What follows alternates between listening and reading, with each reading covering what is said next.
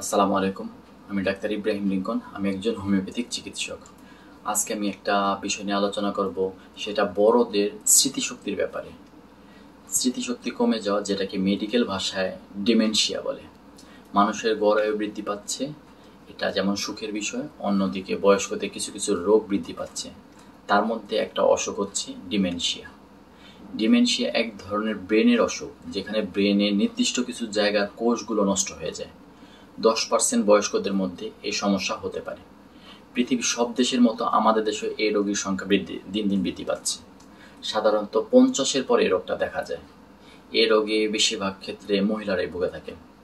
এর মধ্যে কিছু কারণ হচ্ছে, যেমন স্ট্রোক করলে এই সমস্যাটা হতে পারে, তারপর ভিটামিনের অভাবে, বিশেষ করে ভিটামিন B1, তারপর B12, ফলিক অ্যাসিড এগুলোর অভাবে, তারপর হাইপার থাইরয়েডিজমের অভাবে, তারপর মাথায় আঘাত অথবা বারবার মাথায় ইনজুরি হলে, তারপর দীর্ঘদিন মাদকাসক্ত, অ্যালকোহল ও অন্যান্য নেশাদ্রব্য সেবন করলে, তারপর বিভিন্ন অর্গান ফেলোর হলেও এই প্রবলেমটা হতে পারে, তারপর এইডস রোগ হলে, ব্রেন টিউমার ও অন্যান্য জায়গায় টিউমার হলে, ইত্যাদি আরও কিছু কারণে এই ডিমেনশিয়ার প্রবলেমটা হতে পারে।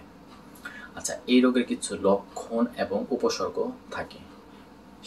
তার মধ্যে হচ্ছে ভুলে যাওয়া, এমনকি নিজের পরিবারের পরিজনদের নামও ভুলে যায়।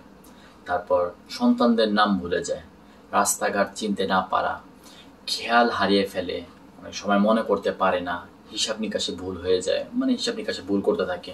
তারপর ঘুমের ব্যাঘাত ঘটে, বিশেষ করে দিনের বেলায় বেশি ঘুমায়, খেয়ে বলে খায়নি, সব কিছু খুঁজতে থাকে, এরকম প্রবলেম হয়। তারপর অল্পতে রেগে যায়, তারপর সেক্সুয়াল কিছু অনাকাঙ্ক্ষিত আচরণ করে ফেলে।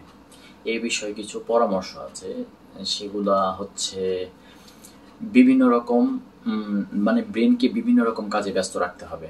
তারপর চর্বিযুক্ত খাবার কমিয়ে ফেলতে হবে।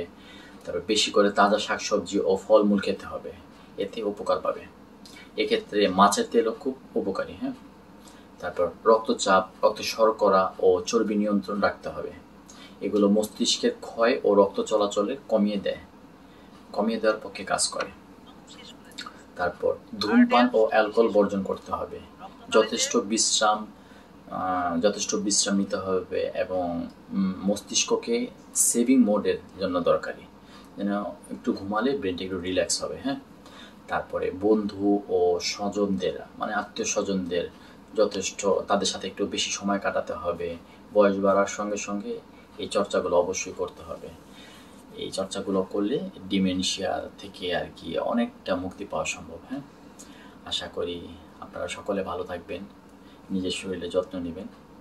ধন্যবাদ।